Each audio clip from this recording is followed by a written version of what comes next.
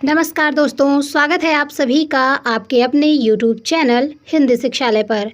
मैं हूं संध्या विश्वकर्मा। दोस्तों, MA 4th सेमेस्टर की परीक्षाएं बिल्कुल सिर पर हैं और इस समय आप सभी के मन में एक ही सवाल घूम रहा होगा कि हिंदी आलोचना साहित्य जैसे गहरे और सैद्धांतिक पेपर में प्रश्नों का उत्तर कैसे लिखें कि हमें पूरे अंक मिले।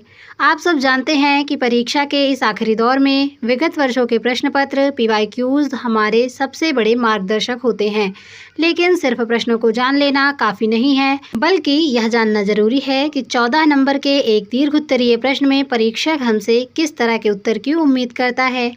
इसलिए आज के इस वीडियो में हम न केवल साल 2023 के परीक्षा प्रश्न पत्र के सभी 10 प्रश्नों को देखेंगे, बल्कि मैं आपको हर प्रश्न के मुख्य बिंदु और कुछ ऐसे प्रामाणिक कथन कोटेशन भी बताऊंगी जिन्हें यदि आप अपने उत्तर में लिखेंगे तो आपको टॉपर बनने से कोई नहीं रोक सकता। यह वीडियो थोड़ी लंबी होगी, लेकिन मैं दावा करती हूँ कि इसे देखने के बाद आपकी आलोचना साहित्य की तैयारी आधी से ज़्यादा यहीं पूरी हो जाएगी। तो पेन और डायरी लेकर बैठ जाइए और चलिए इस महत्वपूर्ण चर्चा की शुरुआत करते हैं। सबसे पहले हम यहाँ पर देखेंगे, इस प्रश्न पत्र के नियमों को समझ लेंगे।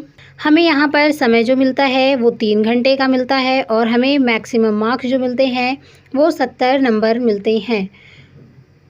पेपर में एक बहुत ही महत्वपूर्ण निर्देश दिया गया है, किन्हीं 5 प्रश्नों के उत्तर दीजिए, सभी अंक समान हैं। इसका मतलब ये है कि कुल 10 प्रश्नों में से आपको किन्हीं 5 सबसे बेहतरीन प्रश्नों को चुनना है जो कि आपको बहुत अच्छे से आता हो। हर प्रश्न 14 अंकों का है। ध्यान रखिएगा कि 14 अंकों के उत्तर के लिए आपको कम से कम 4 से 5 पृष्ठ लिखने होंगे, जिसमें प्रस्तावना, मुख्य बिंदु और निष्कर्ष होना अनिवार्य है। तो चलिए सबसे पहले हम पहला प्रश्न देखेंगे और बात करेंगे कि पहला प्रश्न कौन सा है। हमारा पहला प्रश्न है, रामचंद्र शुक्ल की आलोचना दृष्टि की विवेचना कीजिए। पहला प्रश्न सबसे महत्वपूर्ण है। आचार्य रामचंद्र शुक्ल के बिना हिंदी आलोचना की कल्पना भी नहीं की जा सकती। जब आप इस प्रश्न का उत्तर लिखेंगे तो सबसे पहले बताइएगा कि शुक्ल जी ने आलोचना को केवल गुण दोष निकालने वाली विधा से ऊपर उठाकर उसे वैज्ञानिक और समाजशास्त्रीय धरातल दिया। उनके उत्तर में 3 बातें ज़रूर लिखना। पहली, लोकमंगल की कसौटी। वे उसी साहित्य को श्रेष्ठ मानते हैं जो समाज का कल्याण करे, इसीलिए उन्होंने तुलसीदास को सर्वश्रेष्ठ माना है। दूसरी बात ये आप लोग ज़रूर लिखें कि रश्मिमांसा और साधारणीकरण की नई व्याख्या उन्होंने दी। और तीसरी बात, विरुद्धों का सामंजस्य। यहाँ आप आचार्य रामचंद्र शुक्ल का एक प्रसिद्ध कथन या कोटेशन यूज़ कर सकती हैं कि कविता का अंतिम लक्ष्य जगत के मार्मिक पक्षों का प्रत्यक्षीकरण करके उनके साथ मनुष्य हृदय का सामंजस्य स्थापन है। तो आप लोग इस प्रश्न का उत्तर कुछ इसी प्रकार से दीजिएगा और आप अपना बेस्ट देने की कोशिश कीजिएगा ताकि एग्जामिनर आपको अच्छे मार्क्स दे। अब हम आगे अगला प्रश्न देखेंगे, हिंदी आलोचना के प्रारंभिक स्वरूप का मूल्यांकन कीजिए। दूसरा प्रश्न है, हिंदी आलोचना की शुरुआत के बारे में। तो छात्रों, आपको उत्तर में बताना है कि आधुनिक काल में सबसे पहले हमारे यहाँ केवल लक्षण ग्रंथ लिखे जाते थे। आधुनिक अर्थों में आलोचना भारतेंदु युग से शुरू हुई है। भारतेंदु जी का निबंध नाटक 1983 जो है वो हिंदी आलोचना का प्रस्थान बिंदु है। इसके बाद द्विवेदी युग में आचार्य महावीर प्रसाद द्विवेदी ने सरस्वती पत्रिका के माध्यम से भाषा को सुधारा और नैतिकता को आलोचना का आधार बनाया। साथ ही मिश्र बंधुओं के हिंदी नवरत्न का जिक्र करना मत भूलिएगा, जिन्होंने तुलनात्मक आलोचना को जन्म दिया था। तो आई होप आप लोगों को दूसरा प्रश्न भी समझ में आ गया होगा। अब हम आगे बढ़ते हैं तीसरे प्रश्न की ओर। तीसरा प्रश्न है, हिंदी की मार्क्सवादी आलोचना के विकास पर निबंध लिखिए। तीसरा प्रश्न भी काफ़ी इम्पॉर्टेंट है। तीसरा प्रश्न मार्क्सवादी यानी प्रगतिशील आलोचना पर है। इसमें आपको समझाना है कि मार्क्सवादी आलोचना साहित्य को समाज के आर्थिक और वर्ग संघर्ष, शोषक और शोषित के चश्मे से देखती है। इसकी शुरुआत 1936 में प्रगतिशील लेखक संघ की स्थापना से हुई। इसके विकास में शिवदान सिंह चौहान, डॉक्टर रामविलास शर्मा, जिन्होंने निराला और प्रेमचंद पर बेहतरीन काम किया है, और बाद में डॉक्टर नामवर सिंह के योगदान को आपको क्रमिक रूप से स्टेप बाय स्टेप लिखना होगा, जिससे कि आपका ये प्रश्न का उत्तर काफ़ी आसान और अच्छा हो जाए, आपके लिए अच्छा हो जाए और एग्जामिनर इससे एकदम खुश हो जाए। चलिए हम अगले प्रश्न की ओर बढ़ते हैं।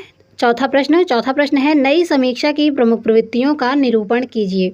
इससे अच्छा कोई प्रश्न हो ही नहीं सकता कि हमें एग्ज़ाम में प्रवृत्तियाँ हमसे पूछी जाए। तो हमें नई समीक्षा यानी न्यू क्रिटिसिज्म यह एक पाश्चात्य साहित्य के प्रभाव से हिंदी में आई है।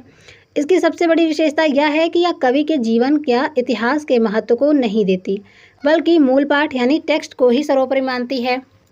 इसमें शब्द, बिंब, प्रतीक और वक्रोक्ति का बारीक विश्लेषण किया जाता है। हिंदी में अज्ञे और डॉक्टर लक्ष्मीकांत नई कविता के प्रतिमान ने इस विधा को आगे बढ़ाया। इसे रूपवादी यानी फॉर्मलिस्ट आलोचना भी कहा जाता है। आप लोग इन सभी चीज़ों का जिक्र इस कविता में ज़रूर कीजिएगा और इनकी विशेषताओं को लिखने के लिए आप पॉइंट बाय पॉइंट यानी कि हेडिंग डालकर आप इसके प्रमुख विशेषताओं को दर्शा सकते हैं, जिससे कि एक बहुत ही प्रभावी उत्तर लिखकर हो आएगा आपके एग्ज़ाम की कॉपी में। तो चलिए अगला प्रश्न हम देखेंगे, ये वाला आपको समझ में आ गया होगा। अगला प्रश्न है हिंदी आलोचना में आचार्य हजारी प्रसाद द्विवेदी का उल्लेख कीजिए। ये प्रश्न भी काफ़ी इम्पॉर्टेंट है। पांचवा प्रश्न जो है ये मेरा व्यक्तिगत रूप से पसंदीदा है। आचार्य हजारी प्रसाद द्विवेदी का योगदान। द्विवेदी जी की दृष्टि ऐतिहासिक और सांस्कृतिक थी। उन्होंने आचार्य शुक्ल की कई रूढ़ मान्यताओं को तर्कों के साथ चुनौती दी है। जहाँ शुक्ल जी ने कबीर को थोड़ा पीछे छोड़ दिया था, वहीं द्विवेदी जी ने कबीर नाम की पुस्तक लिखकर उन्हें वाणी का डिक्टेटर सिद्ध किया है। उनका सबसे प्रसिद्ध वाक्य आप लोग उत्तर में ज़रूर लिखिएगा कि मैं साहित्य को मनुष्य की दृष्टि से देखने का पक्षपाती हूँ। अगर आप लोग इस कोटेशन को अपने एग्ज़ाम की कॉपी में लिख देते हैं तो एग्जामिनर आपको मान जाएगा कि हाँ आपने बहुत ही डीपली पढ़ा है और आप बहुत अच्छे उत्तर लिखने में सक्षम हैं। चलिए अब हम अगला प्रश्न देखेंगे। रामविलास शर्मा की आलोचना पद्धति की विवेचना कीजिए। इसमें हमें रामविलास शर्मा के जो है आलोचना पद्धति पर प्रकाश डालना है। वे मार्क्सवादी धारा के सबसे प्रखर आलोचक हैं। उनकी पद्धति की विशेषता यह थी कि वे साहित्य को जातीय परंपरा और लोक जागरण से जोड़ते थे। उन्होंने तुलसीदास, भारतेंदु और निराला का ऐसा मूल्यांकन किया जिसने हिंदी आलोचना की दिशा बदल दी। उनकी भाषा बेहद आक्रामक और स्पष्ट होती थी। ये सब आप लोग मेंशन ज़रूर कीजिएगा अपने आंसर में। अब हम जल्दी अगला प्रश्न देख लेते हैं। हमारा जो अगला प्रश्न है वो है हिंदी आलोचना के विकास में नामवर सिंह के महत्व को रेखांकित कीजिए।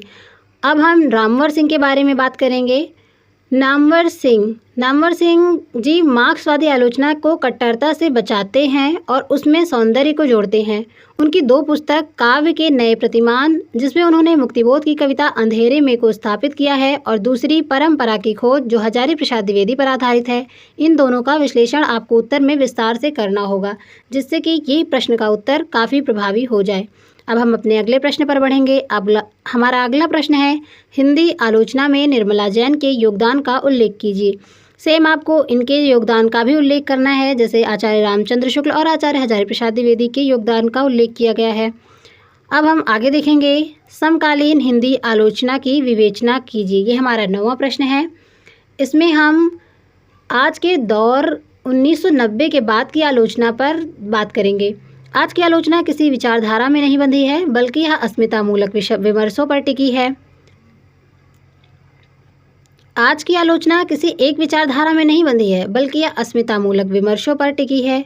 इसमें दलित विमर्श, स्त्री विमर्श, आदिवासी विमर्श और उत्तर आधुनिकतावाद यानी पोस्ट मॉडर्निज्म। तो आप लोग इस प्रश्न का उत्तर बहुत प्रभावी लिख सकते हैं। आप लोग इसके पहले समकालीन हिंदी आलोचना के बारे में थोड़ा पढ़ लेंगे, जिससे आपको उत्तर आसानी से समझ में आ जाएगा।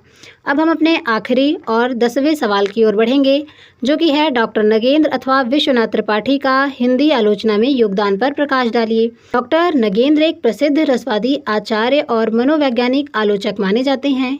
इन्होंने फ्रायड के मनोविज्ञान के आधार पर साकेत और कामायनी की व्याख्या की। वहीं दूसरी तरफ विश्वनाथ त्रिपाठी जी अत्यंत सरल और लोक संवेदना के आलोचक हैं। उनकी पुस्तक व्योमकेश दरवेश जो हजारी प्रसाद द्विवेदी की जीवनी है, हिंदी साहित्य की एक कालजयी कृति मानी जाती है।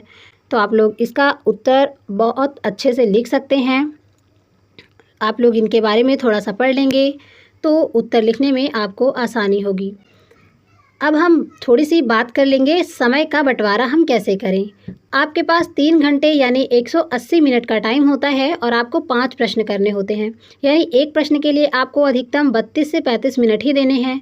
घड़ी देखकर उत्तर लिखिएगा आप लोग, जिससे कि आपको उत्तर लिखते समय की जानकारी रहेगी। उत्तर का जो प्रारूप होना चाहिए वो आपको अगर अच्छा नंबर लाना है तो आपको कभी भी पैराग्राफ की तरह लंबा उत्तर नहीं लिखना है।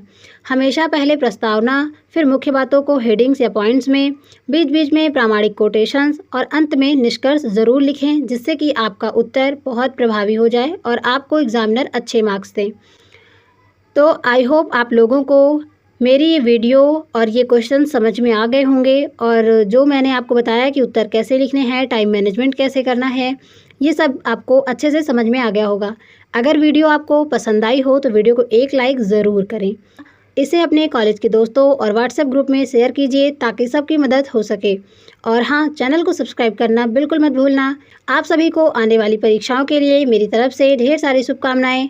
अच्छे से पेपर लिख कर आइएगा। मिलते हैं अगले वीडियो में। तब तक के लिए नमस्कार। पढ़ते रहिए और आगे बढ़ते रहिए।